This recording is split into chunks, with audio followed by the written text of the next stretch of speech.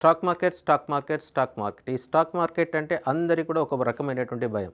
So భారతదేశంలో తీసుకున్నట్టయితే కేవలం 2-3% మాత్రమే డీమార్ట్ హోల్డర్స్ ఉండడం జరిగింది. కానీ అమెరికా లాంటి అభివృద్ధి చెందిన దేశాల్లో మనం తీసుకున్నట్టయితే 40-45-50% వరకు కూడా డీమార్ట్ అకౌంట్ హోల్డర్స్ ఉన్నారు. యాక్టివ్గా స్టాక్ మార్కెట్ ట్రేడింగ్ చేసే వాళ్ళు ఉన్నారు. భారతదేశంలో స్టాక్ మార్కెట్ అంటే అదొక పెనుభూతంలాగా మనం భావించడం జరుగుతుంది. కానీ ఈ యొక్క స్టాక్ మార్కెట్ని మీరు ఒక శాస్త్రీయంగా ఒక సాంకేతిక పద్ధతిలో దీన్ని అధ్యయనం చేసినట్టయితే దీని నుంచి సాధారణంగా సంపాదించేదానికంటే ఎక్కువ సంపాదించడానికి అవకాశం ఉంటుంది. సో ఇందులో ఉన్నటువంటి సీక్రెట్స్ చాలా సింపుల్గా ఉండడం జరుగుతుంది. సో ఈరోజు మీకు నేను అది ఎక్స్ప్లెయిన్ చేయడానికి ప్రయత్నిస్తాను. So secret of stock market సింపుల్గా చెప్పాలి అంటే మీరు ఈ 5 అంశాల గురించి పూర్తి పట్టు వచ్చేస్తే స్టాక్ మార్కెట్లో మీరు అద్భుతమైన ట్రేడింగ్ చేయడానికి అవకాశం ఉంటుంది. సో ఫస్ట్ వచ్చేసి స్టాక్ సెలెక్షన్ ప్రాసెస్. సో మొత్తం ఈ స్టాక్ మార్కెట్లో ఏ స్టాక్ సెలెక్ట్ చేసుకోవాలి, ఎక్కడ సెలెక్ట్ చేసుకోవాలి, ఏది ఉత్తమమైనది, ఏది ర్యాలీ జరుగుతుంది, ఏది బుల్లిష్ వేలో ఉంటుంది, ఏది బేరిష్ వేలో ఉంటుంది. సో ఈ అంశాలని తెలుసుకోవడానికి ఫస్ట్ మనం స్టాక్ని ఎన్నుకునే విధానంలోనే ఉండడం జరుగుతుంది. స్టాక్ మార్కెట్ సెలెక్షన్ అనేది అత్యంత కీలకమైనటువంటి స్టెప్గా మనం భావించవచ్చు. సో స్టాక్ మార్కెట్లో ఈ 4 అంశాలు ప్రధానంగా కీలక పాత్ర పోషించడం జరుగుతుంది. ఈ 4 అంశాల పట్ల పూర్తి అవగాహన మీకు వచ్చినట్టయితే స్టాక్ మార్కెట్ మీరు కాన్ఫిడెంట్గా చేయడానికి అవకాశం ఉంటుంది. సో ఈ 4 అంశాల్లో అత్యంత ప్రధానమైనది స్టాక్ సెలెక్షన్ ప్రాసెస్. సెబీలో దాదాపు 6,000 స్టాక్స్ లిస్టెడ్ కావడం జరిగింది. సో అందులో ఏ స్టాక్ బుల్లిష్ ర్యాలీ తీసుకుంటుంది, ఏ స్టాక్ బేరిష్ ర్యాలీ తీసుకుంటుంది, ఆ విషయాన్ని తెలుసుకుని ఆ స్టాక్ను మనము సెలెక్ట్ చేసుకోవాల్సి ఉండడం జరుగుతుంది. సో ఈ స్టాక్ సెలెక్షన్ ప్రాసెస్ అనేది మనకు న్యూస్ పేపర్ల ద్వారా కావచ్చు, లేకపోతే టీవీ న్యూస్ ఛానళ్ళ ద్వారా కావచ్చు. సో డే టు డే జరుగుతున్నటువంటి ఆర్థిక పరిణామాలని అంచనా వేసుకొని స్టాక్ మార్కెట్లో ఈ స్టాక్ను ఏ స్టాక్ని మనం పిక్ చేసుకోవాలనేది మనము నిర్ణయించుకోవచ్చు.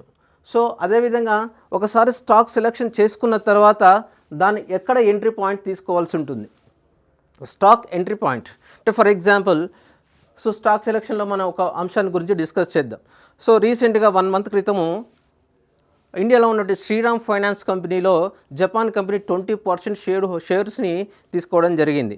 అంటే 20% షేర్ హోల్డర్స్గా అది టేక్ ఓవర్ చేయడం జరిగింది. సో జపాన్ బ్యాంక్ మన ఇండియన్ శ్రీరామ్ ఫైనాన్స్లో 20% స్టేక్ తీసుకున్నదంటే సో సాధారణంగా ఆ యొక్క స్టాక్ పెరుగుతుందని మనం అర్థం చేసుకోవచ్చు. అంటే వేరే బ్యాంకు వాళ్ళు, వేరే దేశానికి చెందినటువంటి బ్యాంకు వాళ్ళు ఈ శ్రీరామ్ ఫైనాన్స్కి సంబంధించినటువంటి కంపెనీలో 20% షేర్స్ తీసుకోవడం జరిగింది. సో అది న్యూస్గా రావడం జరిగింది. అంటే వాళ్ళు ఏదైనా కంపెనీలో పెట్టుబడి పెట్టేటప్పుడు ఖచ్చితంగా దాని యొక్క ఫండమెంటల్స్, టెక్నికల్స్, బ్యాక్గ్రౌండ్స్ వీటినన్నింటినీ పూర్తిగా అంచనా వేసుకున్న తర్వాతనే ఈ 20% షేర్ హోల్డింగ్ అనేది శ్రీరామ్ ఫైనాన్స్లో తీసుకోవడం జరిగింది. సో శ్రీరామ్ ఫైనాన్స్ మనం అక్కడ స్టాక్ సెలెక్షన్ తీసుకోవడం జరుగుతుంది. సో న్యూస్ అనాలిసిస్ బేస్ మీద ఒక స్టాక్ని మనం ఫస్ట్ సెలెక్ట్ చేసుకోవడం జరిగింది. ఆ సెలెక్ట్ చేసుకున్న తర్వాత ఏ పాయింట్లో దాన్ని ఎంట్రీ తీసుకోవాల్సి ఉంటుంది.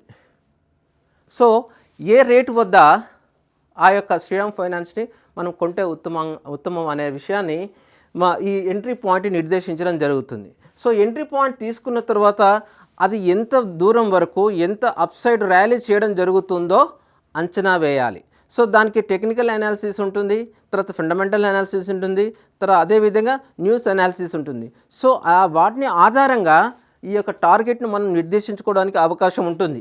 సో తర్వాత వచ్చేసి ఒకవేళ మన యొక్క అంటే ప్రిజంప్షన్ రాంగ్ అయిపోతే, ఒకవేళ బేరిష్లోకి వెళ్ళిపోతే అప్పుడు ఎంతవరకు మనం లాస్ బేర్ చేయగలుగుతాం, అది స్టాప్ లాస్గా నిర్దేశించడం జరుగుతుంది.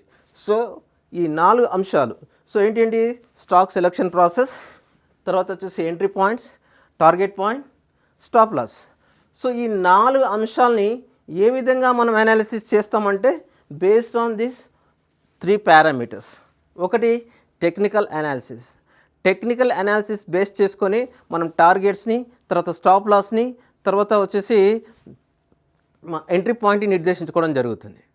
అదేవిధంగా ఫండమెంటల్స్ ఫండమెంటల్ అనాలిసిస్ ఆధారంగా స్టాక్ యొక్క పొటెన్షియాలిటీ ఎంత ఉంది, సో గత కొన్ని సంవత్సరాల నుంచి ఏ రకంగా లాభాలు ఆర్జిస్తుంది, సో వాటి స్టేక్ హోల్డర్ల పరిస్థితి ఏంటి, ప్రమోటర్ల పరిస్థితి ఏంటి, వీటన్నిటిని గురించి కూలంకుషంగా మనకు తెలియజేసేటువంటి అంశమే ఫండమెంటల్ అనాలిసిస్. సో ఈ ఫండమెంటల్ అనాలిసిస్ తర్వాత news based analysis. So news based analysis మీద మనం స్టాక్ సెలెక్షన్ తీసుకోవడం జరుగుతుంది. ఎంట్రీ, టార్గెట్, స్టాప్ లాస్ అనేది technical and fundamental analysis base మీద మనము ఈ టార్గెట్ను తర్వాత స్టాప్ లాస్ను నిర్దేశించుకోవడం జరుగుతుంది. సో ఈ విధంగా ఒక సైంటిఫిక్ మెథడ్లో ట్రేడింగ్ని, స్టాక్ మార్కెట్ని మనం ప్రారంభిస్తే చాలా సులువుగా మనం ట్రేడింగ్ చేసుకోవచ్చు.